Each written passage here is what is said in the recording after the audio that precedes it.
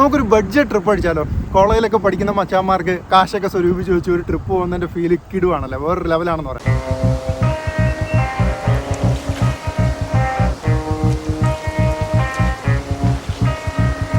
അപ്പോൾ 1500 രൂപയ്ക്ക് പോകാൻ പറ്റുന്ന ഒരു കിടു ട്രിപ്പ്.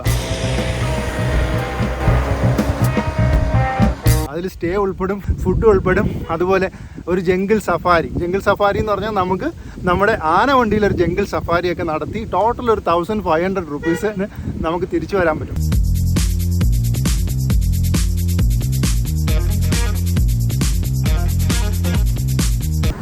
$1500 ട്രിപ്പ് ആണെങ്കിലും ഇതിലെ കാഴ്ചകളെന്ന് പറയുന്നത് ഒരു 50,000 രൂപയുടെ കാഴ്ചകൾ വരും കേട്ടോ.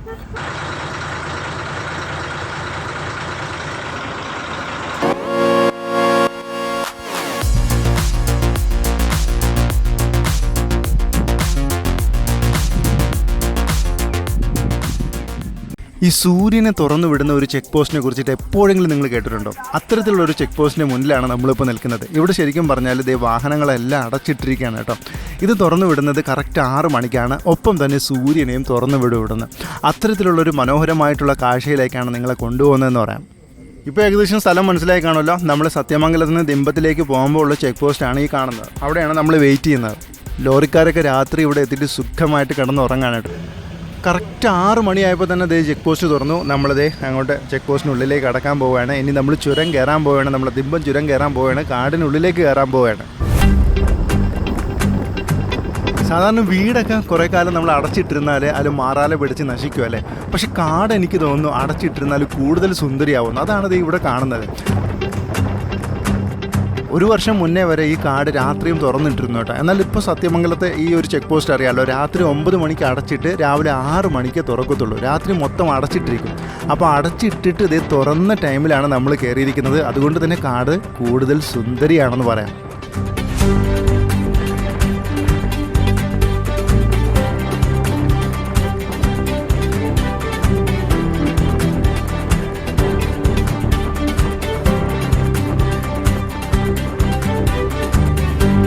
യാനവണ്ടിയിലിരിക്കുമ്പോൾ അടിക്കുന്ന ഒരു പ്രത്യേകതരം കാറ്റുണ്ട്. യാത്രയുടെ മണമുള്ളൊരു കാറ്റ്. ആ കാറ്റ് ഇതേ നമ്മളിങ്ങനെ കോരി തരിപ്പിക്കും. വല്ലാത്തൊരു ഫീലാണ് ആനവണ്ടി യാത്ര എന്ന് പറയുന്നത്. ഇനി നമ്മൾ കാണാൻ പോകുന്ന ഒരു കാഴ്ച എന്ന് പറയുന്നത്, നമ്മൾ ഈ ചുരം കയറാൻ പോവുകയാണ്. ഫസ്റ്റ് വളവ് നമ്മൾ വളഞ്ഞിരിക്കുകയാണ്. ഇനി നമ്മൾ ഈ ചുരം കയറുന്നതിനനുസരിച്ച് സൂര്യനും നമ്മളോടൊപ്പം ഇങ്ങനെ യാത്ര ചെയ്തുകൊണ്ടേയിരിക്കും. നമ്മളെപ്പം മലയുടെ മുകളിലെത്തുന്നോ അപ്പോഴാണ് സൂര്യനും മലയുടെ മുകളിലെത്തുന്നത്.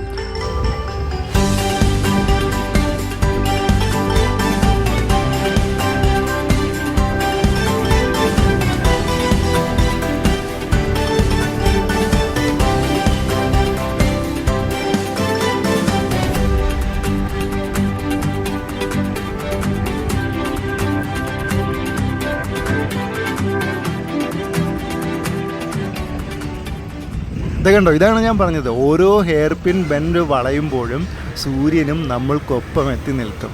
മൊത്തം 27 ഹെയർ പിൻ ബെൻഡ്സ് ഉണ്ട്. അതെല്ലാം വളയുമ്പോൾ സൂര്യനും ഇങ്ങനെ നമ്മളെ കൂടെ സഞ്ചരിച്ചുകൊണ്ടേയിരിക്കുന്ന ഒരു കാഴ്ച നിങ്ങൾക്ക് ഇവിടെ കാണാൻ പറ്റും. അത്യാവശ്യം നല്ല ഹെയർ പിൻ ബെൻഡുകളാണല്ലോ. അപ്പോൾ ചില വളവിലൊക്കെ നമ്മൾ വലിയ വണ്ടി വരികയാണെങ്കിൽ ഒന്ന് നിർത്തി കൊടുക്കും. അപ്പോൾ അതാണ് ഇവിടെ കാണുന്നത്. ഓപ്പോസിറ്റ് ഒരു ബസ് ഇറങ്ങി പോകാൻ വേണ്ടി നമ്മളിവിടെ നിർത്തിയപ്പോൾ സൂര്യനും അങ്ങനെ ഹോൾഡ് ചെയ്ത് നിൽക്കുന്നുണ്ടോ? ഒരു ചലനവും ഇല്ലാതെ നിൽക്കുന്ന നോക്കി. ഇനിയിപ്പോൾ നമ്മൾ സഞ്ചരിച്ച് തുടങ്ങുമ്പോൾ നമ്മൾ പുറകേ വരും.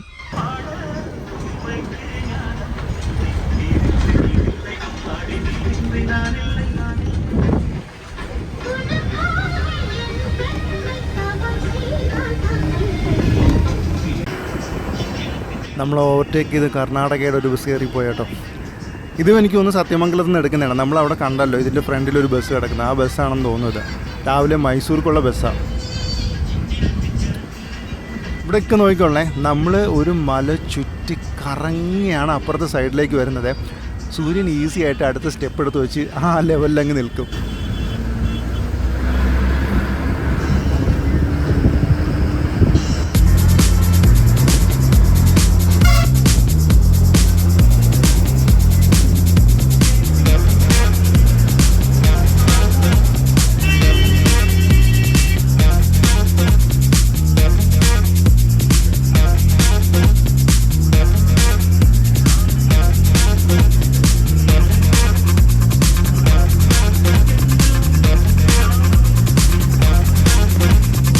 അങ്ങനെ ദേ നമ്മൾ ചുരം കയറി മുകളിലെത്തി.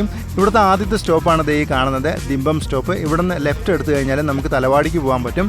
അപ്പോൾ അന്ന് നമ്മുടെ എത്തിയോസും കൊണ്ട് ഇതുവഴി പോകാനുള്ള ഭാഗ്യം കിട്ടിയെന്ന് പറയാം. എത്തിയോസ് ഭയങ്കര ലക്കുള്ളൊരു വണ്ടിയായിരുന്നു കേട്ടോ. ഒരുപാട് ഇതുപോലെ കയറാൻ പറ്റാത്ത സ്ഥലങ്ങളിലൂടെയൊക്കെ അതിന് സഞ്ചരിക്കാൻ പറ്റിയെന്നുള്ളതാണ്. യെസ്, നമ്മൾ പതുക്കെ നമ്മളെ ഡെസ്റ്റിനേഷനിൽ ബസ് ഇറങ്ങി. ഈ ജംഗ്ഷനും പറയുന്നത് മൈസൂർ പിരിവെന്നാണ്. അതായത് ഇവിടുന്ന് റോഡ് രണ്ടായിട്ട് സ്പ്ലിറ്റ് ആവും. ലെഫ്റ്റ് സൈഡിലേക്ക് പോകുന്നത് നമ്മൾ വന്ന ബസ് ഇപ്പോൾ പോകുന്നത് ചാമരാനഗർ വഴി മൈസൂർ. ഇനി റൈറ്റ് സൈഡിലേക്ക് ഇതേ താഴേക്ക് കിടക്കുന്ന വഴിയുണ്ട്. ഈ വഴി പോകുന്നതെന്ന് പറയുന്നത് നല്ല കാട്ടിനകത്തൂടെ കൊള്ളേകൾ എന്ന് പറയുന്ന സ്ഥലത്തേക്കാണ് പോകുന്നത്.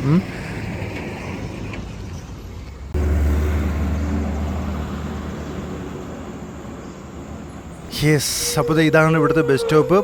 ഈ വഴി കുറച്ച് ഡേഞ്ചറാണ്. അതായത് ഏറ്റവും കൂടുതൽ ആനകളുടെയും ടൈഗറിൻ്റെയും പ്രസൻസ് ഉള്ളൊരു ഏരിയയാണിത്. പൊതുവേ ഇതുവഴി ആരും നടന്നു പോകാറില്ല കേട്ടോ. പക്ഷേ നമുക്കിപ്പോൾ വേറെ ഓപ്ഷൻ ഇല്ലാത്തതുകൊണ്ടാണ് ഇതേ നമ്മൾ നടക്കുന്നതെന്ന് പറയാം.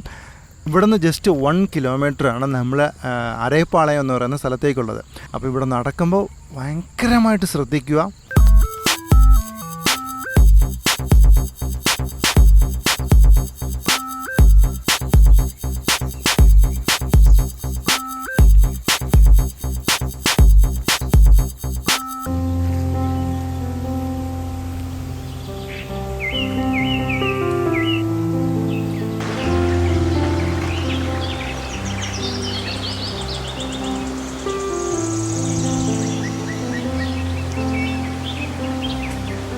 ഒരു സിനിമാറ്റോഗ്രാഫറുടെ കണ്ണുകളിലൂടെയാണ് ഞാൻ ഈ ഗ്രാമത്തെ കാണാൻ ശ്രമിക്കുന്നത് കേട്ടോ.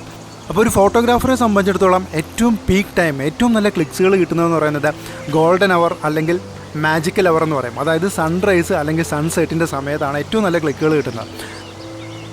കൂടുതലും നമ്മൾ ഈ സമയത്തെ ക്ലിക്കുകൾ പകർത്തുന്നത് ഒന്നെങ്കിൽ കടൽ അല്ലെങ്കിൽ കായൽ, പർവ്വതങ്ങൾ എന്നിവിടങ്ങളിൽ നിന്നൊക്കെ ആയിരിക്കും അല്ലേ. എന്നാൽ ഞാൻ ഇന്ന് ഇവിടെ നിന്ന് പകർത്താൻ പോകുന്നത് ഈ ഒരു റോഡിൽ നിന്നാണ്. അതുകൊണ്ട് തന്നെ ഈ റോഡിന് ഞാനിടുന്ന പേര് ഗോൾഡൻ റോഡെന്നാണ്. ഈ റോഡിൽ നിന്ന് നമ്മൾ സൺറൈസും അതുപോലെ സൺസെറ്റിൻ്റെയും മനോഹരമായിട്ടുള്ള ദൃശ്യങ്ങളാണ് ഇന്ന് പകർത്താൻ പോകുന്നത് കേട്ടോ.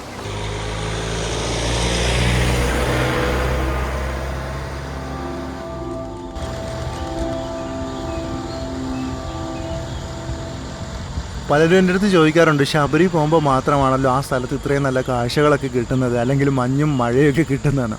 ഇപ്പോൾ എന്നെ സംബന്ധിച്ചിടത്തോളം ഞാൻ ആ ഗ്രാമത്തിലേക്ക് കാല് വയ്ക്കുമ്പോൾ ആ ഗ്രാമത്തിന് എന്നെക്കൊണ്ട് എന്തെങ്കിലും ചെയ്യാൻ പറ്റണം എന്ന ഒരു വിചാരത്തോടു കൂടി മാത്രമാണ് ഞാൻ അവിടേക്ക് ഇറങ്ങുന്നത്.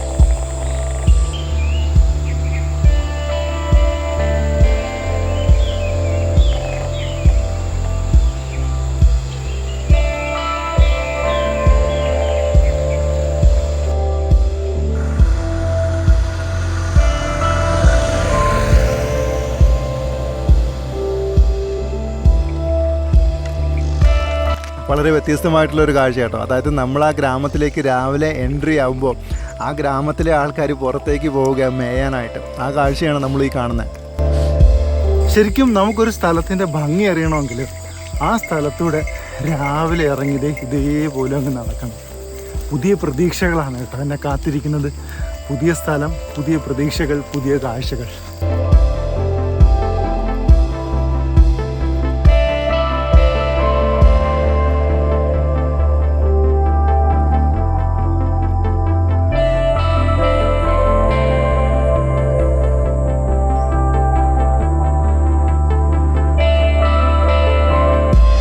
പന്നികളൊക്കെ ഇവിടെ കുറച്ച് ഡേഞ്ചറാണെന്ന് പറയാം. രാത്രിയൊക്കെ ഇതുവഴി നടന്നാൽ ആൾക്കാരെയൊക്കെ തട്ടിയിടാറുണ്ട്, കുത്തി മറിക്കാറുണ്ട്.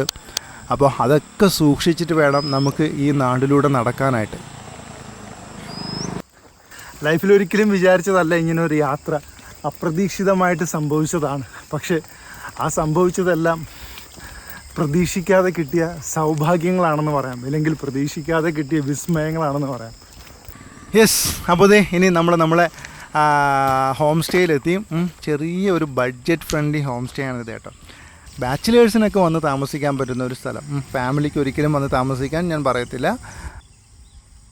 ജസ്റ്റ് ഒരു ഫ്ലാഷ് ബാക്ക് ഉണ്ട്, അതൊന്ന് കണ്ടിട്ട് പോയോ. ആ ഫ്ലാഷ് ബാക്ക് കഴിയുമ്പോഴത്തേക്ക് ഞാനൊന്ന് ഉറങ്ങി കുറച്ച് ഫുഡൊക്കെ അടിച്ച് കുറച്ച് നേരം റെസ്റ്റ് എടുത്തിട്ട്, എന്നാൽ രാത്രി ഒരു തുള്ളി ഉറങ്ങിയിട്ടില്ല. അപ്പോൾ കുറച്ച് നേരം കിടന്ന് ഉറങ്ങിയിട്ട് വരാം. ഓക്കെ. യെസ് ഫ്രണ്ട്സ്, നമ്മളിത് നടന്നു തുടങ്ങി. നമ്മുടെ വീട്ടിൽ നിന്ന് നേരെ തൃശ്ശൂർ ബസ് സ്റ്റാൻഡിലേക്കാണ് നടക്കുന്നത് കേട്ടോ. അവിടെ ചെന്നിട്ട് നമുക്ക് കിട്ടുന്ന ബസ്സിൽ കയറിയിട്ട് ഇന്നത്തെ ട്രിപ്പ് അങ്ങോട്ട് സ്റ്റാർട്ട് ചെയ്യാം. പ്രത്യേകിച്ച് അങ്ങനെ ഡെസ്റ്റിനേഷനൊന്നുമില്ല. അപ്പോൾ നേരെ നമ്മൾ തൃശ്ശൂർ ബസ് സ്റ്റാൻഡിലേക്ക് പോവുകയാണ്. ബസ് സ്റ്റാൻഡിലോട്ട് കയറുന്നതും ഒരു കോയമ്പത്തൂർ സൂപ്പർ ഫാസ്റ്റ് കിട്ടി. നേരെ അതിൽ കയറി 151 രൂപയുടെ ടിക്കറ്റ് എടുത്ത് നമുക്കിനി നേരെ കോയമ്പത്തൂർ ചെന്നിട്ട് അവിടെ നിന്ന് തീരുമാനിക്കാം എവിടേക്ക് പോകണമെന്നുള്ളത്. അങ്ങനെ നമ്മൾ കോയമ്പത്തൂർ ബസ് സ്റ്റാൻഡിൽ ഇറങ്ങി നിൽക്കുകയാണ് കേട്ടോ. അപ്പോൾ നിലവിലിപ്പോൾ ഒരു ബസ്സും ഇല്ല ഇവിടെ നിന്ന് എവിടേക്കും. അപ്പോൾ ബസ് സ്റ്റാൻഡിൽ പാർക്ക് ചെയ്തിരിക്കുന്ന ഒരു ബസ് എൻ്റെ കണ്ണിലുടക്കി കേട്ടോ. അത് മൈസൂർ ബസ്സാണ്. അതായത് നമ്മുടെ സത്യമംഗലം ദിമ്പം ചുരം വഴി മൈസൂർക്ക് പോകുന്ന ബസ്സാണ്. ഇത് 3:30 ഇവിടെ നിന്ന് സ്റ്റാർട്ട് ചെയ്യുമെന്ന് പറഞ്ഞു. അപ്പോൾ സമയം ഇപ്പോൾ ഏകദേശം ഒരു 2 മണി കഴിഞ്ഞതേ ഉള്ളൂ. നമുക്കൊരു കാര്യം ചെയ്യാം, കുറച്ച് നേരം ഇവിടെ വെയിറ്റ് ചെയ്യാം.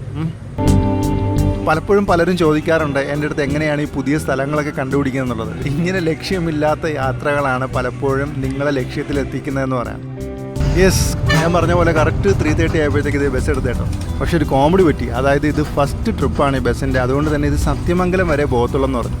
സത്യമംഗലം നമുക്ക് അവിടെ ഇറങ്ങിയിട്ട് തീരുമാനിക്കാം എവിടെ പോകണമെന്നുള്ളത്. അപ്പോൾ 42 രൂപയുടെ ടിക്കറ്റ് എടുത്ത് നേരെ സത്യമംഗലത്തേക്ക്. സത്യമംഗലത്ത് വന്നിറങ്ങിയതും തന്നെ അടുത്ത ബസ് ആ സ്പോട്ടിൽ തന്നെ കിട്ടി, മൈസൂർക്കുള്ള ഫസ്റ്റ് ബസ്. അപ്പോൾ അതിൽ കയറി അപ്പോൾ ഞാൻ വിചാരിച്ചൊരു കാര്യം ചെയ്യാം. കുറേ കാലമായി എൻ്റെ മനസ്സിൽ ഇങ്ങനെ ഒരു സ്ഥലത്ത് പോയി താമസിക്കണം എന്നുള്ള ആഗ്രഹമുണ്ട് കേട്ടോ. നമ്മൾ വർഷങ്ങൾക്ക് മുന്നേ ഗേർമാളം സത്യമംഗലം സീരീസ് ചെയ്തപ്പോൾ ആ സ്ഥലത്തൂടെ പാസ് ചെയ്ത് വന്നു. അന്നേ അവിടെ കുറച്ച് ആനകളുടെ പ്രസൻസ് കൂടുതലുള്ള ഒരു ഏരിയയാണ്. അപ്പോൾ അന്നേ എൻ്റെ മനസ്സിൽ തോന്നിയൊരു ആഗ്രഹമാണ് അവിടെ ഒരു ദിവസം താമസിക്കണം എന്നുള്ളത്. ശരിക്കും പറഞ്ഞാൽ രാത്രി ഉറങ്ങാത്ത ക്ഷീണം ഞാൻ ഉറങ്ങി തീർത്ത് കേട്ടോ. ഇപ്പോൾ ഉറക്കം എഴുന്നേറ്റപ്പോൾ വൈകുന്നേരമായി. അപ്പോൾ രാവിലത്തെ ഫുഡ് കഴിച്ചിട്ട് കയറി കിടന്ന് ഉറങ്ങിയതാണ്. ഇപ്പോൾ വൈകുന്നേരമായി. അപ്പോൾ നമ്മുടെ പാലക്കാട്ടുകാരായ മലയാളികളായ ശിവാണനും ശൈലജ ചേച്ചിയാണ് ഈ ഹോട്ടൽ നടത്തുന്നത്. ഒരു തവണ ഇതുവഴി പാസ് ചെയ്ത് പോവുകയായിരുന്നു. അപ്പോൾ ഈ ഗ്രാമവാസികളുടെ അടുത്തൊക്കെ സംസാരിച്ചപ്പോൾ മലയാളിയാണെന്നറിഞ്ഞപ്പോൾ അവരുടനെ പറഞ്ഞു, ഉങ്ങളുടെ ആള് താൻ നമ്മ കല്യാണത്തിന് കൊണ്ടുപോയത്. അങ്ങനെയാണ് ഞാൻ ആ സ്റ്റോറി അറിയുന്നത്. ഇവരുടെ മകൻ്റെ കല്യാണത്തിന് ഇവർ ഈ ഗ്രാമത്തിലുള്ള തൊട്ടപ്പുറത്തും ഇപ്പുറത്തും ഒക്കെ ഉള്ള ഗ്രാമത്തിലുള്ള എല്ലാവരെയും 3-4 ബസ്സിൽ കയറ്റി പാലക്കാട് കല്യാണത്തിന് കൊണ്ടുപോയി. അന്നാണ് ഈ ഗ്രാമവാസികൾ ആദ്യമായിട്ട് പാലക്കാട് കാണുന്നതും ഒരു മലയാളി കല്യാണം കാണുന്നതും മലയാളത്തിൻ്റെ നമ്മുടെ കേരളത്തിൻ്റെ സദ്യ കഴിക്കുന്നതും ഒക്കെ. അപ്പോൾ അത് ഇവരുടെ ലൈഫിൽ മറക്കാൻ പറ്റാത്തൊരു അനുഭവമായിരുന്നു. കാരണം ഇവരൊക്കെ ആദ്യമായിട്ടൊരു ടൂറിസ്റ്റ് ബസ്സിൽ കയറി കേരളത്തിലേക്ക് ഒരു ട്രിപ്പ് പോകുന്നത് പോലും അതായിരുന്നു എന്ന് പറയാം. അപ്പോൾ അതുകൊണ്ട് തന്നെ ഇവിടെ എത്തുന്ന ഏതൊരു മലയാളിയുടെ അടുത്തും ഈ ഗ്രാമവാസികൾക്ക് ഭയങ്കര സ്നേഹമാണ്. അതിൻ്റെ കാരണമാണ് ശിവാണനും ഈ ശൈലജ ചേച്ചിയും. ഭയങ്കര ഇഷ്ടപ്പെട്ടു. തൃപ്തിയായി വന്ന് കഴിച്ചവർ എല്ലാവരും കല്യാണം എന്നാ ശിവന്റെ മയ്യൻ കല്യാണം വരെ ഇരിക്കണം പറയും ഇവിടെ ഊര് മുഴുവൻ. എല്ലാവരും സത്യമംഗലത്തിലിരുന്ന് ആളുകൾ എന്തിനാടാ ശിവ പയ്യൻ കല്യാണത്തിൽ പോകണല്ലോ അപ്പടി ഇരിക്കണമല്ലാന്ന് അവിടെ എല്ലാവരും പറയാൻ തുടങ്ങുന്നു. ആ ഒരു പേര് കിട്ടി. ചിലപ്പോൾ ഇവർ നിങ്ങൾക്കൊക്കെ ഓർമ്മയാണ്, നമ്മുടെ സത്യമംഗലം സീരീസിൽ ഫസ്റ്റ് ഗേർമാളത്ത് പോയപ്പോൾ നമ്മൾ ഇവിടെ നിന്നാണ് ഫുഡ് കഴിച്ചത്. അപ്പോൾ മൈസൂരോ കൊല്ലയിലോ ഒക്കെ പോവുകയാണെങ്കിൽ നിങ്ങൾ അരയപ്പാളത്ത് വന്ന് ശിവേണ്ണൻ്റെ കടയിൽ നിന്ന് ഉച്ചയ്ക്ക് ഊണ് കഴിക്കാൻ മറക്കണ്ട. ഇവിടെ നിന്ന് കിട്ടുന്ന ഒരു തൈരുണ്ട്, അടിപൊളി തൈരാണ്. ആ തൈര് മറക്കാതെ ചോദിച്ചു വാങ്ങി കഴിക്കുക. വൈകുന്നേരം നിന്ന് നിപ്പിലും മഴ.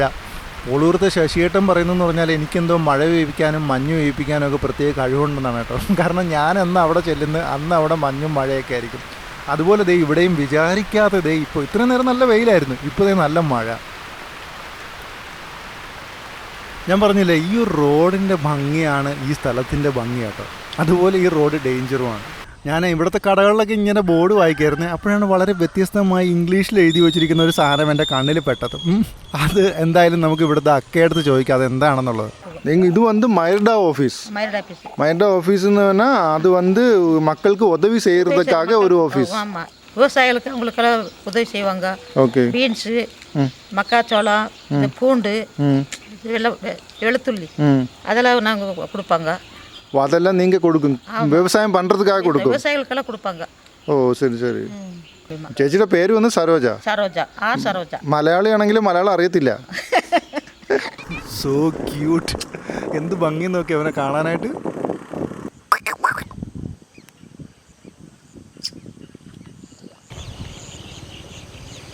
ഇതെന്തിനെന്നറിയാമോ? ഞാൻ ഒരു 5 വർഷം കഴിയുമ്പോൾ ഇവിടെ വരും. അപ്പം നീ എന്നെ ഓർക്കണം.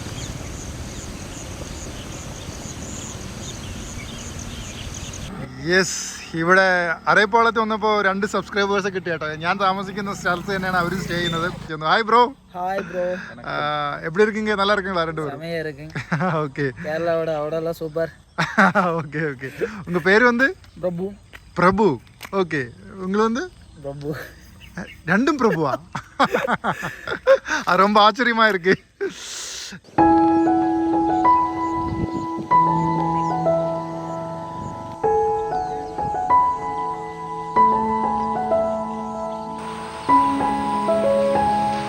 ആനവണ്ടിയൊക്കെ ഈ വഴിയിലൂടെ വരുന്നത് കാണാൻ തന്നെ ഒരു പ്രത്യേക ഭംഗിയാണ്.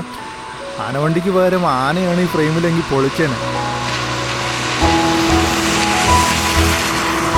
അപ്പോൾ വൈകുന്നേരം ആയപ്പോൾ പക്ഷികളൊക്കെ പതുക്കെ ഇങ്ങനെ കൂടണയാൻ തുടങ്ങി. അപ്പോൾ ഞാൻ രാവിലെ പറഞ്ഞത് ഓർമ്മയില്ലേ, സൺറൈസും നമുക്ക് ഈ റോഡിൽ നിന്ന് ബ്യൂട്ടിഫുൾ ആയിട്ട് പകർത്താൻ പറ്റും. അതുപോലെ ദേ ഇപ്പോൾ സൺസെറ്റിൻ്റെ സമയം നമുക്ക് നല്ല രീതിയിൽ നല്ല കാഴ്ചകൾ ഈ റോഡ് സമ്മാനിക്കുന്നുള്ളതാണ്. ഈ വഴിയിലൂടെ ശരിക്കും പറഞ്ഞാൽ എത്ര നടന്നിട്ടും എനിക്ക് കൊതി മാറുന്നില്ല കേട്ടോ. ഈ വഴിയിൽ അങ്ങനെ അലിഞ്ഞില്ലാതാവാൻ തോന്നുക.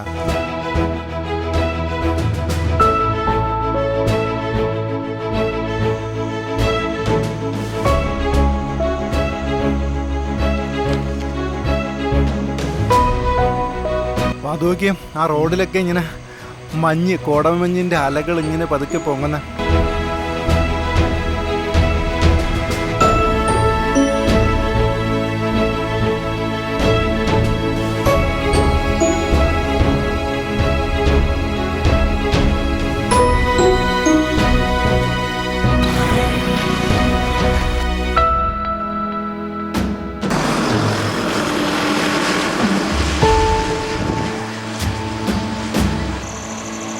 ഈ വഴിയിൽ എപ്പോഴെങ്കിലും നിങ്ങൾ വണ്ടി കൊണ്ട് ഇതുപോലെ നിർത്തുകയാണെങ്കിൽ അപ്പോഴും ഇവിടുത്തെ നാട്ടുകാരോ ഫോറസ്റ്റുകാരോ ഒക്കെ വന്ന് പറയും കേട്ടോ, ഇവിടെ നിർത്തരുത്, ആനയുള്ള ഏരിയ ആണ് എന്ന് പറയും. ദേ രാത്രി ആയപ്പോൾ നേരെ നമ്മൾ ശിവാൻ്റെ കടയിൽ വന്നു. ഇവിടെ വന്നത് നമുക്കുള്ള ദോശ റെഡിയാവാണ്. ദോശയൊക്കെ കഴിച്ചിട്ട് നമുക്ക് അധികം താമസിയാതെ റൂമിലേക്ക് പോകാം. സമയം ഇപ്പോൾ ഒരു 7:30 കഴിഞ്ഞു. അപ്പോൾ 8 മണിയോടുകൂടി നമുക്ക് നേരെ തിരിച്ച് റൂമിലേക്ക് പോകാം, ഇല്ലെങ്കിൽ സംഭവം ഡേഞ്ചറാണ്. അതേ, നമ്മൾ ഈ കഴിച്ചുകൊണ്ടൊക്കെ ഇരിക്കുമ്പോൾ തൊട്ടടുത്തിരിക്കുന്ന ലോറിക്കാരുടെ അടുത്തൊക്കെ വെറുതെ ചോദിക്കുമല്ലോ, ചേട്ടാ ഇവിടെ ആനയെ കൊണ്ടാന്നുള്ളത്. അതിന് പുള്ളി എനിക്ക് തന്ന മറുപടി നമുക്കൊന്ന് കണ്ടാലോ? അത്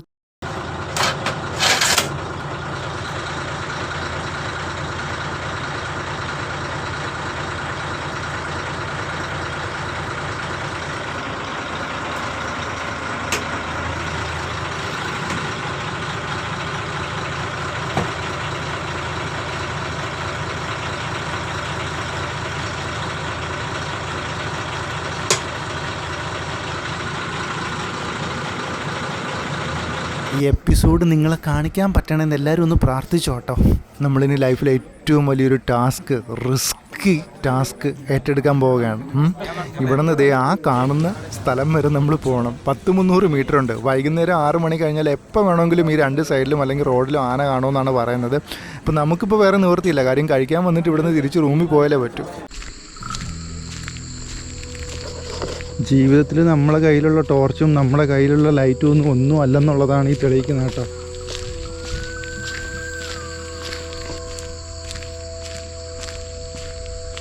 ലൈഫിൽ ഇന്ന് വരെ ഞാൻ നടന്നിട്ടുള്ളതിൽ വെച്ചിട്ട് ഏറ്റവും റിസ്ക്കുള്ള യാത്ര.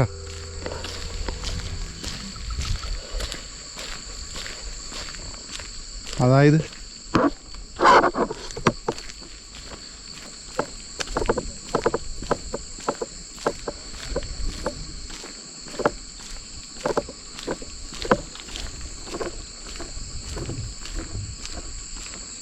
നിറയെ പന്നികളും ആനയും ഉള്ള ഈ റോഡിലൂടെ എപ്പോഴും ആന നടന്നു വരുന്നൊരു ഏരിയയാണ് കേട്ടോ. അതുകൊണ്ടാണ് നമുക്കൊരു ചെറിയ പേടി. ശരിക്കും പറഞ്ഞാൽ ഇങ്ങനെ പേടിച്ചിട്ടുള്ള വേറൊരു ദിവസമില്ല കേട്ടോ. ഭയങ്കര extreme.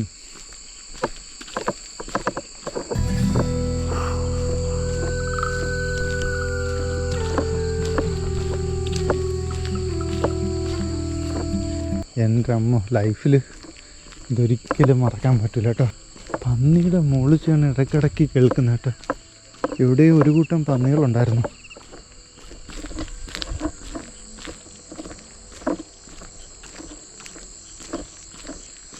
Yes friends, at last നമ്മൾ നമ്മുടെ ഡെസ്റ്റിനേഷനിലെത്തി. പക്ഷേ ഈ ഗസ്റ്റ് ഹൗസിൻ്റെ ഇവിടെയാണ് ഏറ്റവും കൂടുതൽ ആനയെ കാണുന്നതെന്നാണ് പറയുന്നത് കേട്ടോ. അതുകൊണ്ടാണ് ഞാൻ ഇവിടെ തന്നെ റൂം എടുത്തിരിക്കുന്നത്. ഇതുവരെയ്ക്കും ആശാൻ അപ്പോൾ ഇറങ്ങിയിട്ടില്ല.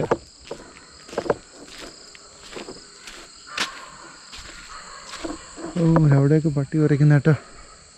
നമ്മളിനി വന്നു കഴിഞ്ഞത് നല്ല രീതിയിൽ അവിടെയൊക്കെ പട്ടി ഉരയ്ക്കുന്നുണ്ട്.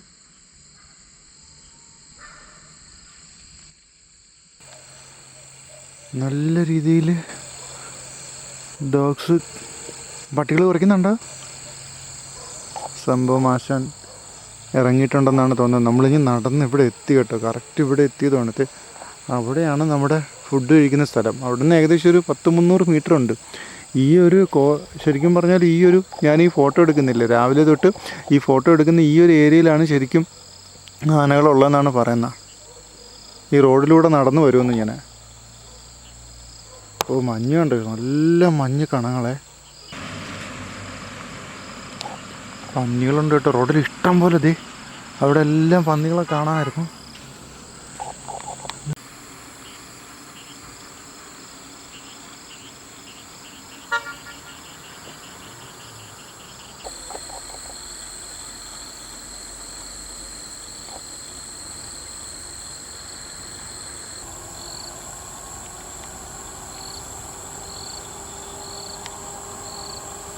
രാത്രി 9 മണിക്ക് താഴത്തെ ചെക്ക് പോസ്റ്റ് അടയ്ക്കും. അപ്പോൾ അതിന് മുന്നേ പോകാനുള്ള വാഹനങ്ങളാണ് ഈ പോയിക്കൊണ്ടിരിക്കുന്നത്.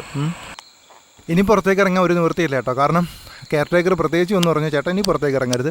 കാരണം എല്ലാവരും ഇലക്ട്രിക് ഫെൻസൊക്കെ ഓൺ ചെയ്തു. ഇനി ആന എപ്പോൾ വേണമെങ്കിലും എവിടെ വേണമെങ്കിലും കാണാം. അതുകൊണ്ട് ഇനി പുറത്തേക്ക് ഇറങ്ങണ്ടെന്ന് പറഞ്ഞു.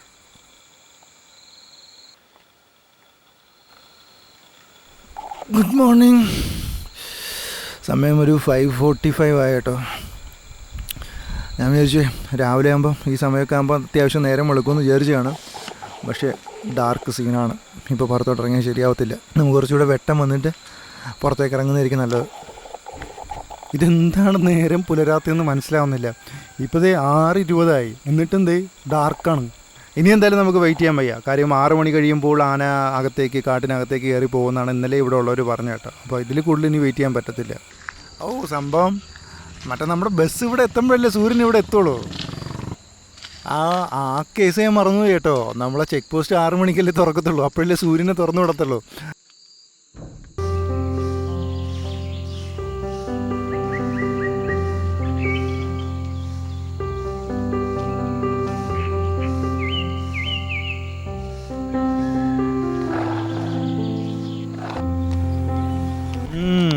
നേരം പുലർന്നപ്പോൾ ഓരോരുത്തരായിട്ട് എഴുന്നേറ്റ് വരുന്ന നോക്കി. അത്യാവശ്യം ചെറിയ രീതിയിൽ വെട്ടമൊക്കെ വന്നു തുടങ്ങി.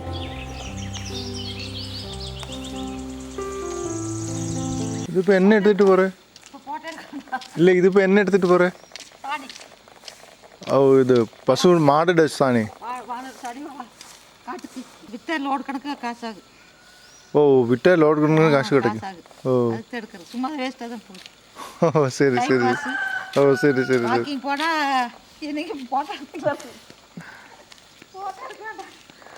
അത് ചേച്ചി പറഞ്ഞ എന്താണെന്ന് വെച്ചാൽ പശുവിൻ്റെ ചാണകമില്ലേ, ആ ചാണകം വിറ്റാൽ നല്ല കാശാണ്. അപ്പോൾ രാവിലെ മോർണിംഗ് വാക്കിന് പോകുന്നതിന് പകരം ദേ ഇവിടെ വന്ന് ഈ ചാണകം കളക്ട് ചെയ്ത് വീട്ടിൽ കൊണ്ട് വയ്ക്കും, ശേഖരിച്ചിട്ട് വിൽക്കും. അപ്പോൾ അതിന് നല്ല കാശ് കിട്ടുമെന്നാണ്. അതാണ് സംഭവം. അവർക്കറിയാം രാത്രി വണ്ടികളൊന്നും വരത്തില്ലെന്നേ, അതുകൊണ്ട് ഇവിടെ കിടക്കുന്നതാണെന്ന് തോന്നുന്നു.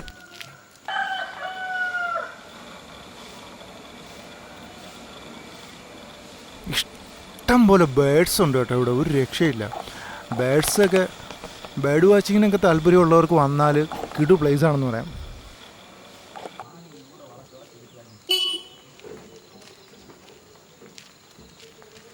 അതൊക്കെ ആ ബൈക്കിൻ്റെ ഹോൺ കേട്ടതും അവന് മനസ്സിലായി വാഹനങ്ങളൊക്കെ വന്ന് തുടങ്ങാറായെന്ന്. എഴുന്നേറ്റ് മാറി നോക്കിയേ.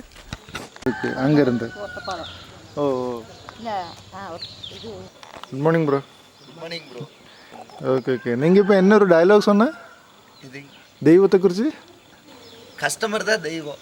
ஓ, தெய்வம் வந்து அப்படி ஒன்றும் இல்லை. கஸ்டமர் தான், உங்கள்கிட்ட கஸ்டமர் தான் தெய்வம். அதுதான் சொல்லிட்டு இருக்கேன். ஓகே. லோகத்தில் எல்லாரும் இப்படி நினைத்தா எவ்வளோ லோகம் எங்கே போயிடும். நீங்கள் கேரளாவா? கேரளா. எந்த ஏரியாங்க? திருச்சூர். நாங்கள் ரெகுலர் திருச்சூர் தான் மார்க்கெட் வந்துட்டு இருக்கோம். തൃശ്ശൂർ ശക്തൻ മാർക്കറ്റാ?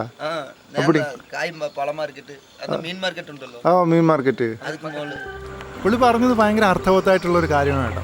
അതായത് എൻ്റെ കസ്റ്റമറാണ് എൻ്റെ ദൈവം എന്നാണ് അദ്ദേഹം പറഞ്ഞത്. ഞാൻ എപ്പോഴും ചിന്തിക്കാറുണ്ട്, ഇതുപോലെ നമ്മളെ പല റിസോർട്ട് ഓണേഴ്സും അല്ലെങ്കിൽ ഈ ഹോട്ടൽ നമ്മൾ കഴിക്കാൻ കയറുന്ന റെസ്റ്റോറൻറ്റ് ഓണേഴ്സൊക്കെ ഇങ്ങനെ ചിന്തിച്ചിരുന്നെങ്കിൽ എന്ത് നന്നായി പോയെന്നാണ്.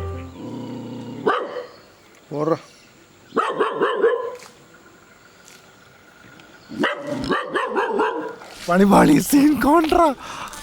അയ്യോ കൂട്ടത്തിൽ എന്നായിട്ട്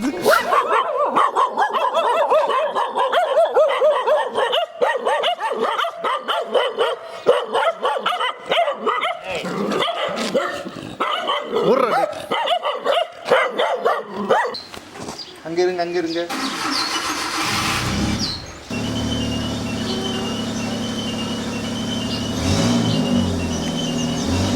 ഇതല്ല, ഇതിനപ്പുറം ചാടി കടന്നവനാണ് ഈ ശബരീത ട്രാവലർ കേട്ടോടാ. சுலபாகுதுன்ட்டு அப்புறம் நான் இப்படி சீமரம் வச்சுட்டு இப்படி பார்த்துட்டே நின்றுட்டு இருந்தேன். கொண்டுட்டு போகுது. എത്ര ആന ഉണ്ടായിരുന്നു? ഒന്ന് കൊമ്പൻ. கொம்பன் ഡെയിലി വരുമോ? டெய்லி வருது. 6 മണിക്ക് വരും. 6 மணிக்கு இதுலயே போறதுதான். എന്നിട്ട് തിരുമ്പി എപ്പോ പോകും? அது டெய்லி அது எப்போ வருதுன்னு தெரியாது. தெரியல. 6 മണിയാകുമ്പോ തിരുമ്പി പോകും. இந்த 6 மணிக்கு போகுது. இந்த கரும்பு தோட்டத்துக்கு வருதா? டெய்லி இந்த வாழை தோட்டத்துக்கு ஒன்று, கரும்பு தோட்டத்துக்கு ஒன்று. ஒரே ஒரெண்ணம் மட்டும்தான் வரும். ஒரே ஒன்று தான் கும்பானி. அங்கே யானை இருக்கு. കാലയില് 6 മണിക്ക് ഡെയിലി പോകും.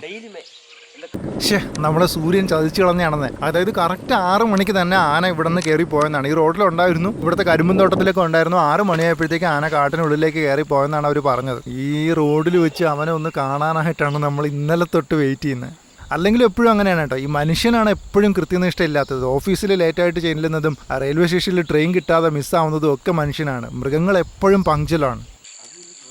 നല്ല മണം വരുന്നു കേട്ടോ. ഇപ്പം ഇട്ടിട്ട് പോയതേ ഉള്ളൂ. ആശാൻ ജസ്റ്റ് മിസ്സാണ് നമുക്ക്. വല്ലാത്ത മിസ്സിങ് ആയിപ്പോയേ. പക്ഷേ നമ്മളെന്നാൽ രാവിലെ ഒരു 5:30 ഒക്കെ ആയപ്പോൾ എഴുന്നേറ്റതാണ്. പിന്നെ ആ സമയത്ത് ഇറങ്ങി നടക്കാതെ നന്നായി, ചിലപ്പോൾ അവൻ്റെ മുന്നിൽ ചെന്ന് പെട്ടാനെ. യെസ്. അപ്പോൾ ഇനി ഈ അരേപ്പാളയം എന്ന് പറയുന്ന ഒരു ഗ്രാമം രാവിലെ ഉണരുന്നത് എങ്ങനെയാണെന്ന് നമുക്കൊന്ന് കണ്ടാലോ. ഓരോ ഗ്രാമവും രാവിലെ ഉണരുന്നത് കാണാൻ ഭയങ്കര രസമാണ് കേട്ടോ.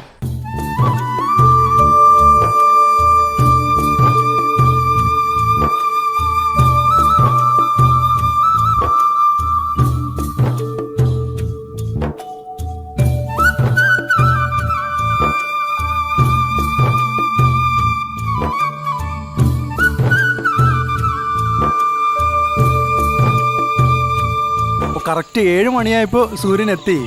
അതായത് നമ്മളെ ഫസ്റ്റ് ബസ്സിൽ കയറി വന്നു കേട്ടോ. ബസ് ഇവിടെ 7 മണിക്ക് എത്തും. സൂര്യൻ കറക്റ്റ് 7 മണിയായപ്പോൾ എത്തി. ഇതെന്തായാലും ശരിയാവത്തില്ല. ഒന്നെങ്കിൽ നമ്മൾ ബസ്സിൻ്റെ ടൈം മാറ്റണം, ഇല്ലെങ്കിൽ ആനയുടെ ടൈമിംഗ് മാറ്റണം. ഇതിൽ രണ്ടിൽ ഏതെങ്കിലും ഒന്ന് മാറ്റിയാലേ നമുക്ക് എന്തായാലും ആനയെ കാണാൻ പറ്റത്തുള്ളൂ.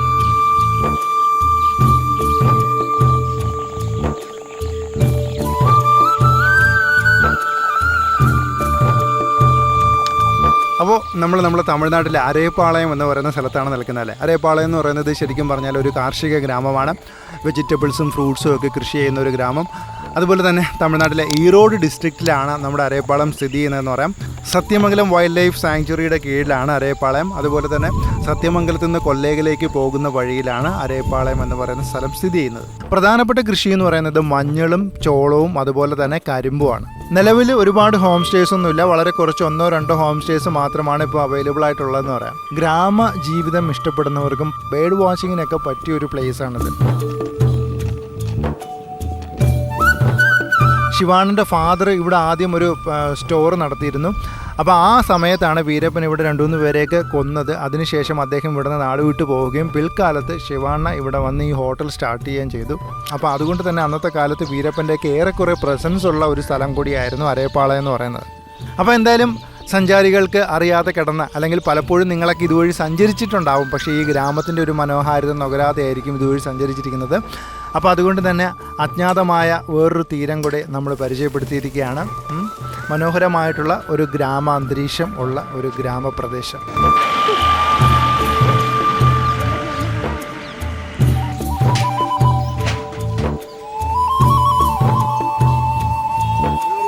അപ്പോൾ അരേപ്പാളയത്ത് വരുമ്പോൾ നിങ്ങൾ മറക്കാതെ ചെയ്യേണ്ട ഒരു കാര്യം എന്ന് പറയുന്നത് ഇവിടെ നിന്ന് നിങ്ങൾക്ക് നല്ല പാല് കിട്ടും. ഈ പാല് 1 ലിറ്ററോ 2 ലിറ്ററോ മേടിച്ചുകൊണ്ട് പോയി വീട്ടിൽ കൊണ്ടുപോയി തൈരാക്കിയാലുണ്ടല്ലോ വൺ ഓഫ് ദ ബെസ്റ്റ് കേടെന്ന് പറയാം. അത്രയ്ക്ക് അടിപൊളി തൈരാണ് ഇവിടുത്തെ പാല് കൊണ്ട് ഉണ്ടാക്കുന്നത് കേട്ടോ. അപ്പോൾ അത് ഇതുവഴി പാസ് ചെയ്യുന്നവരാരും മറക്കണ്ട.